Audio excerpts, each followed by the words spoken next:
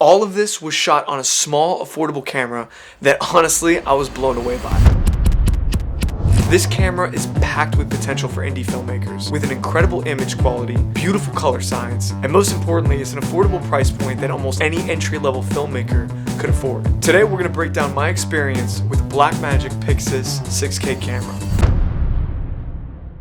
If you guys have been following my channel, you guys know that I'm a huge fan of Blackmagic, and I've owned the 12K for years now, and it's been my primary camera that I've been shooting my entire film on, a lot of other documentaries on. All in all, I have loved this camera and Blackmagic as a whole for a pretty long time. So when this camera dropped, I was very excited to use it, and I had the opportunity to use this camera on my film, The Divide. First, let's start with the camera body. It's compact, modular, and surprisingly rugged, making you feel very close to something like the red Komodo. The Pixis is designed for versatility, whether you're mounting it on a gimbal, rigging it out for handheld, or attaching it to a car rig going 30 miles down the road. But I think one of the most important factors that I really liked out of the build of the camera body was the size and the weight. If you compare this to the Ursa, I would say it feels about half the size and half the weight, which is incredible for me because the one thing that I don't like about the Ursa is how big and heavy it is. Now, right out of the box, you just get the camera body with the monitor on the side of the camera. However, you can purchase the EVF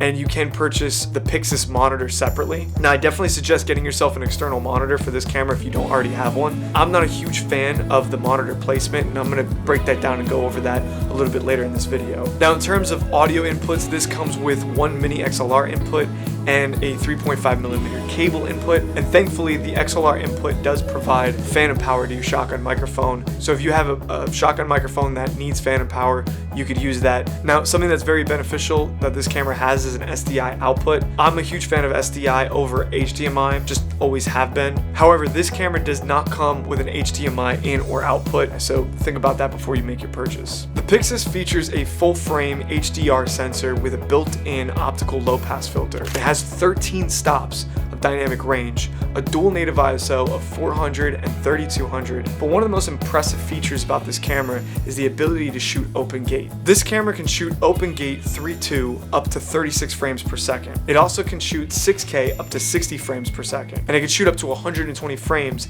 at full HD. Now, for all of you who shoot anamorphic, I think that open gate is a huge plus. Recently, I was shooting anamorphic on my film, and I was using my Ursa, which has a Super 35 sensor. Now, the issue when you are shooting on a Super 35 sensor with full frame anamorphic lenses is that it kind of crops the top and bottom of your image. And even though I was shooting at the same resolution, at the same aspect ratio as everything else, I would lose some of the frame on the top and bottom, which would force me to crop in a lot of my anamorphic footage. And that kind of sucked because I would lose that, that width that I really liked about the image. Now, when you are shooting open gate, you get all of that extra top and bottom that you miss out on when you're shooting on something like a Super 35 sensor. So now, of course, with any Blackmagic camera, you get the ability to use and shoot on B-roll, which allows you to change things like ISO and color temperature in post-production. And I gotta say, guys, I don't know if it's just because I'm really used to grading B-roll footage, but to me, I've colored Sony footage, I've colored Canon footage, I've colored even Red camera footage. To me, Blackmagic footage out of all of those is the best. Now, I've never worked with Arri. I haven't colored an Arri camera. I've never had the ability to use one. However, out of all of those codecs, I personally love the Blackmagic color space. I love B-roll. Having the ability to have that little extra wiggle room to mess around with your ISO and your roll-off and, your temperature and tint, all of that stuff is just a huge plus. And then you also get an incredible amount of dynamic range out of this codec. So if you guys are shooting narrative and commercial work and your budget is around $2,500, I think that this camera is really hard to beat because if you're in controlled lighting, you can get yourself a really stunning image that punches way above its weight. Now, this camera comes with the option of buying the camera with an EF mount, a PL mount, or an L mount. Now, personally, I went with the EF mount just because most of my lenses are EF lenses. Now, I've had the ability to test this camera in a bunch of different lighting conditions. Some stuff in studio, which had very controlled lighting, and then I shot in the daytime, at sunset, and then I also shot in the middle of the night. So I got a real good feel of how this camera performs at all different areas of exposure. I will tell you this, when you give this camera enough light, this camera produces a wonderful, beautiful image, especially when you're shooting in the middle of the day. And even if you overexpose the image a little bit, it loves a ton of light. Like, this sensor loves a ton of light. I mean, the image just sings when you give it enough light. At night, I noticed that you get a little bit of noise. Nothing that's unusable. I think all of the footage that we shot with this camera is definitely usable. However, if you're used to shooting on something like a Sony FX3 or FX6 or even an FX9, and you're used to being able to have a lot of wiggle room in low light, this camera is not that. So you have to think to yourself, like, what kind of filmmaker am I? Am I in a lot of run and gun situations where I can't control the light?